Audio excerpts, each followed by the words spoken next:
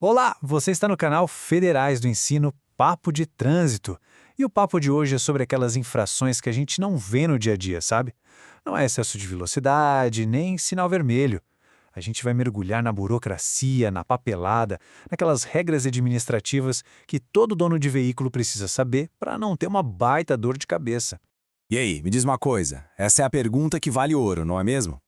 Com a correria de sempre é muito fácil deixar um detalhezinho passar batido. E são justamente esses detalhes que, olha, podem acabar em multa pesada e até na retenção do veículo. Bom, para a gente organizar as ideias, vamos seguir esse roteiro aqui, tá? Primeiro vamos falar sobre a identidade do veículo, depois como interagir com a fiscalização. Em seguida a gente entra na burocracia obrigatória, aquela papelada toda, aí o papel das declarações e das seguradoras, e por fim a gente faz um resumão das penalidades para fixar tudo. Vamos começar pelo básico do básico, a identidade do seu carro. Pensa assim, o veículo que está rodando na rua tem que ser um espelho do que está descrito no documento.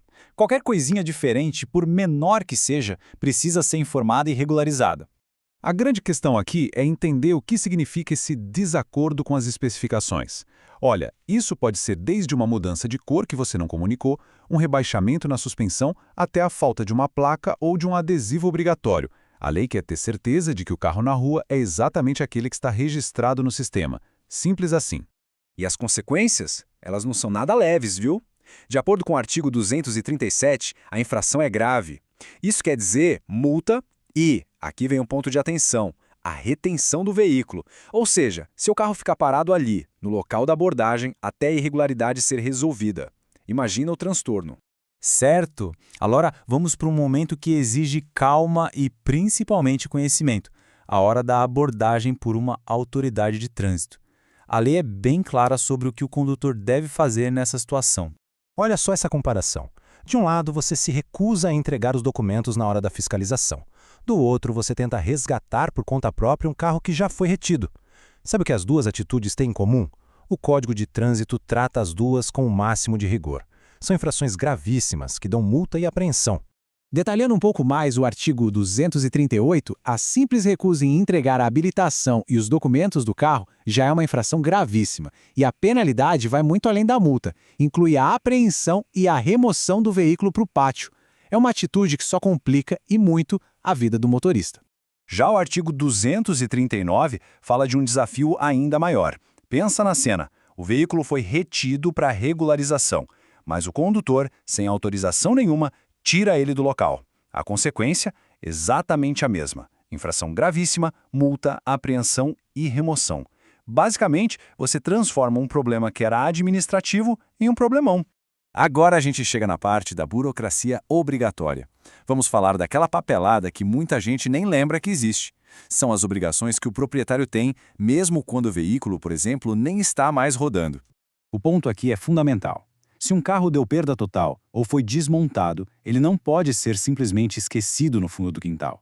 Existe uma obrigação por lei de comunicar isso ao órgão de trânsito e pedir a baixa do registro. É esse procedimento que tira oficialmente o veículo de circulação. O processo é bem lógico, como a gente vê aqui. O carro se torna irrecuperável e aí o dono tem que avisar o Detran. Se essa comunicação não rola, o artigo 240 considera isso uma infração grave, com multa. O objetivo da lei é bem claro: evitar que documentos e peças de carros fantasmas acabem sendo usados em fraudes. E aqui, uma infração bem mais simples, mas, olha, super comum. Mudou de endereço? É importantíssimo atualizar o cadastro no Detran. Deixar de fazer isso, segundo o artigo 241, é uma infração leve. Pode não parecer grande coisa, mas pode te dar uma dor de cabeça danada, como não receber notificações importantes, por exemplo. Nesta parte, o nosso foco muda para a veracidade das informações. A lei não só pune a desonestidade do proprietário, como também coloca responsabilidades em cima de outras partes, como as seguradoras. Sabe aquela espertadinha de declarar um endereço falso para registrar o carro numa cidade onde o IPVA é mais barato? Pois é, péssima ideia. O artigo 242 classifica isso como infração gravíssima, e a penalidade é multa. A lei leva muito a sério a honestidade das informações no cadastro. Agora, a responsabilidade muda de mãos. Quando um veículo segurado dá perda total, a seguradora tem o dever de comunicar isso ao Detran. Essa citação do artigo 243 não deixa nenhuma dúvida de que a obrigação é da empresa. E se a seguradora falhar nessa comunicação? A infração é grave E a penalidade não é só a multa, não. A medida administrativa é o recolhimento das placas e dos documentos do carro. É mais um jeito de garantir que veículos que já eram para estar fora de circulação, de fato saiam. Ufa, bastante informação, né? Para a gente amarrar tudo, vamos fazer um resumo bem direto ao ponto de todas as penalidades que a gente viu até agora. Esse gráfico aqui deixa uma coisa bem clara. Das infrações que a gente conversou, a grande maioria é grave ou gravíssima. Foram 3 de cada tipo. Só uma, a de não atualizar o cadastro, é que é considerada leve. Isso mostra o peso que o Código de Trânsito dá para essas questões administrativas. E é fundamental a gente lembrar que a consequência não é só a multa. As medidas administrativas, como essas da lista, podem ser bem mais chatas. Elas vão desde uma retenção rápida para um ajuste até a remoção do veículo para o pátio, o que gera um custo e uma burocracia enorme para conseguir pegar o carro de volta. E para a gente fechar, fica essa reflexão no ar. Dirigir com segurança, respeitando as leis de trânsito, é essencial, claro. Mas como a gente viu hoje, a responsabilidade de quem tem um veículo vai muito além.